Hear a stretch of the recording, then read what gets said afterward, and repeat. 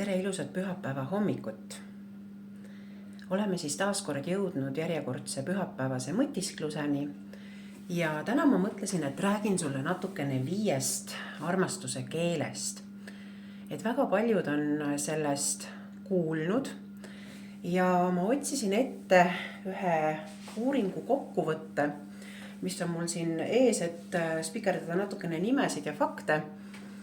Ja tegelikult ma nendel faktidel väga pikalt ei peatu, et lihtsalt kui sind huvitab, saad ise edasi uurida selle kohta.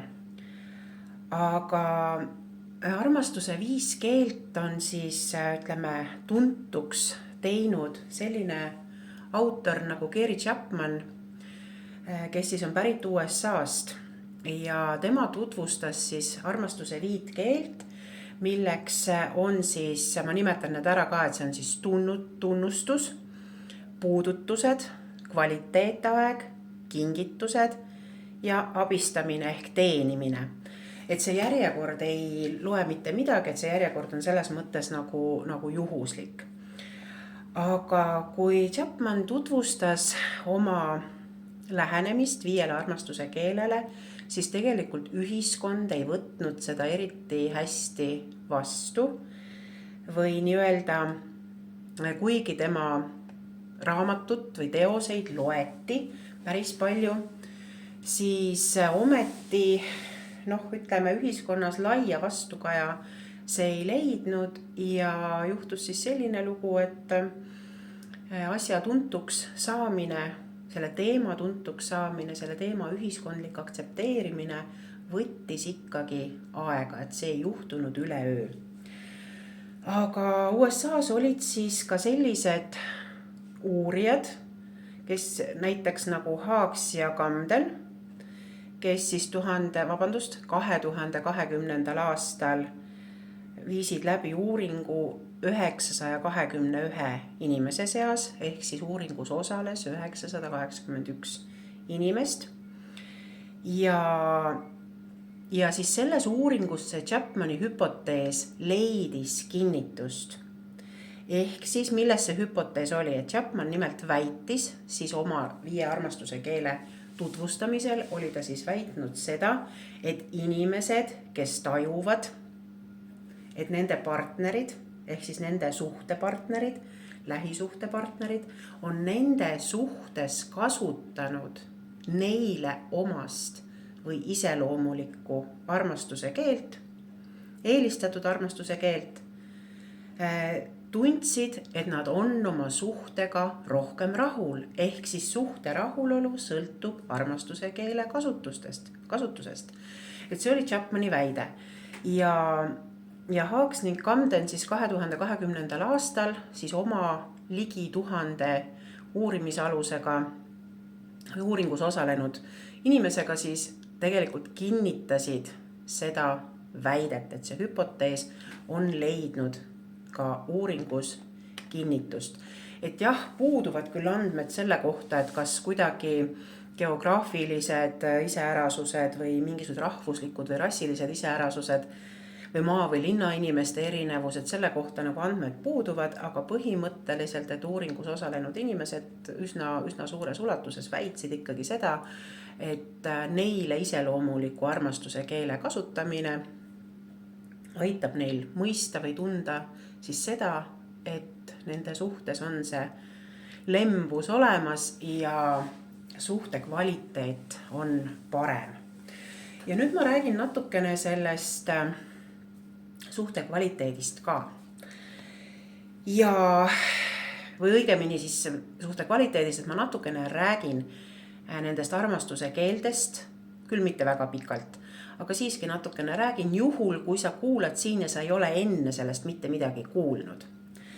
Siis näiteks selline armastuse keel nagu tunnustus, et kui sinu armastuse keel on näiteks tunnustus, siis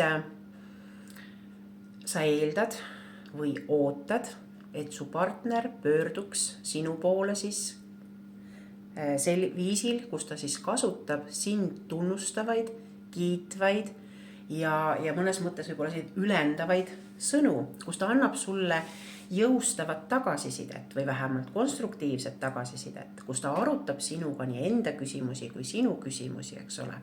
Aga kindlasti seal peab olema see tunnustuse ja tagasisidestamise komponent. Seda siis juhul, kui inimese jaoks on armastuse keeleks just tunnustamine hästi kõrge näitajaga. Siis järgmine armastuse keel on puudutused, füüsilised puudutused.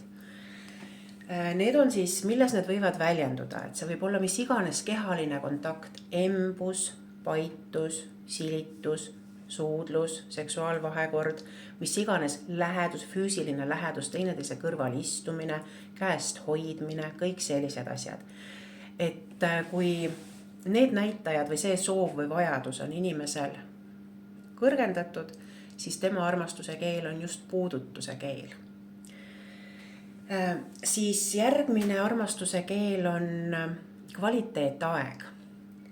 See tähendab, kvaliteetaeg ei ole kindlasti see, et me istume kodus ja vaatame koos telekat, vaid kvaliteetaeg on see, et me teeme sisuliselt midagi koos. Võib-olla me kokkame koos või käime matkal või teatris, pärast arutame neid teemasid omavahel.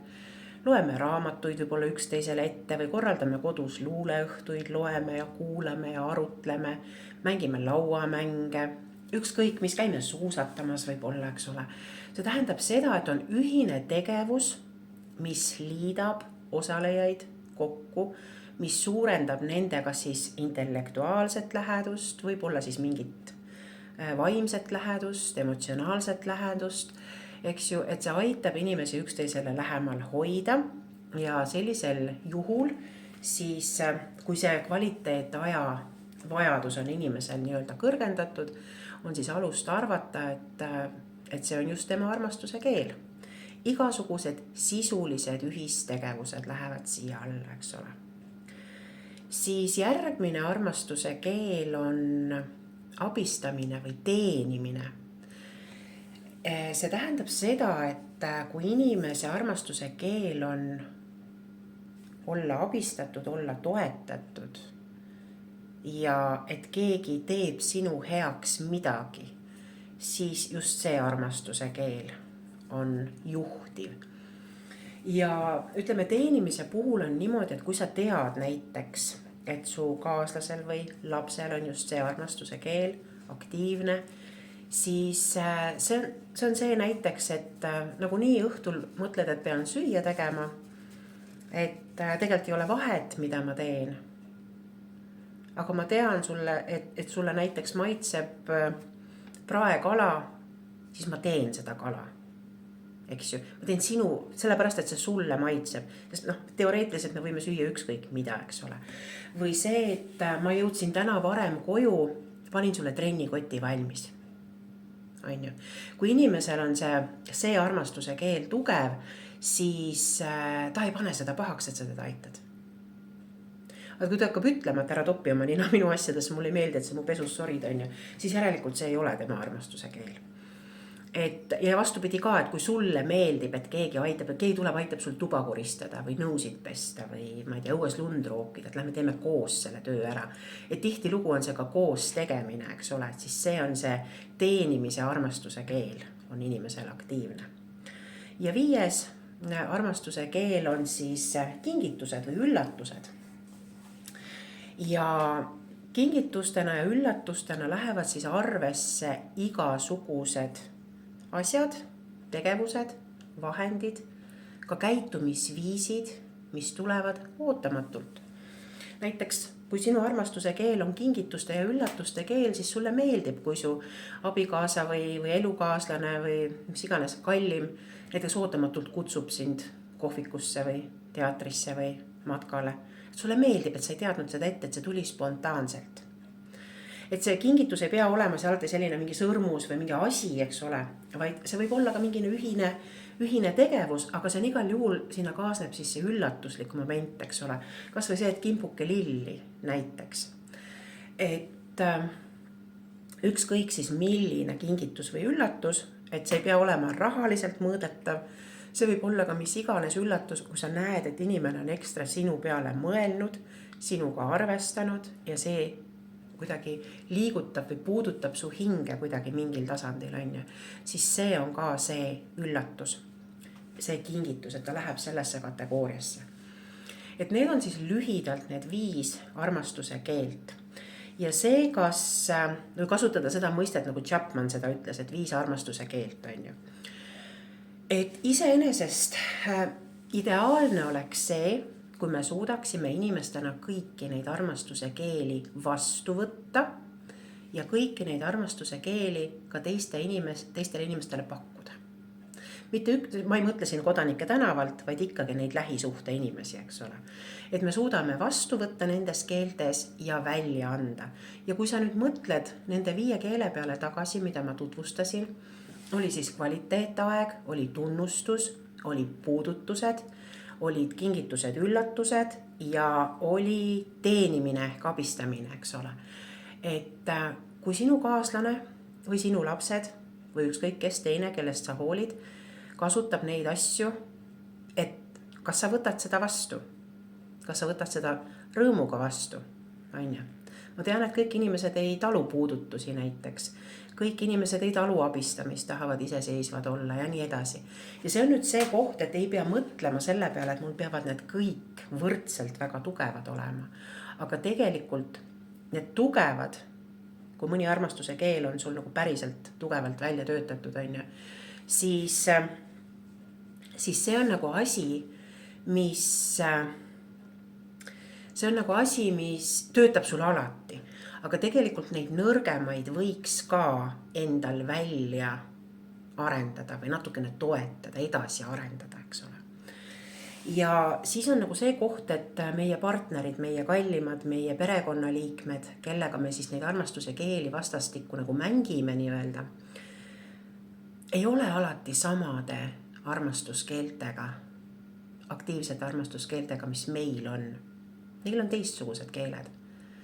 Et kui sinul on tunnustus, aktiivne armastuse keel, siis partneril võib olla füüsiline kontakt, eks ju.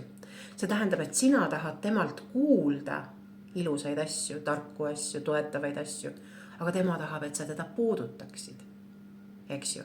See tähendab see, et kui minule meeldib see armastuse keel, ei tähenda see, et minu partnerile meeldib sama.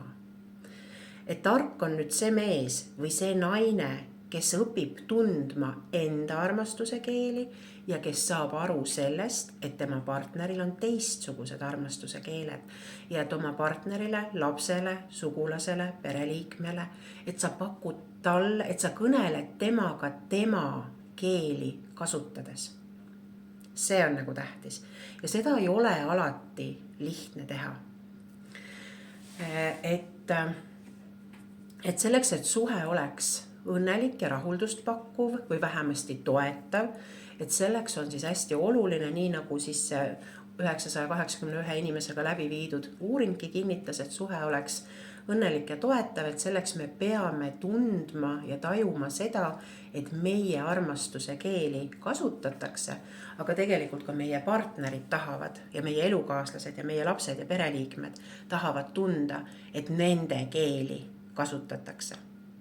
Nii, kui sul on vaja oma armastuse keeltega rohkem tööd teha või oma partnerist paremini aru saada, siis siit video alt sa leiad lingi, kuidas tulla minu juurde nõustamisele või teraapiasse.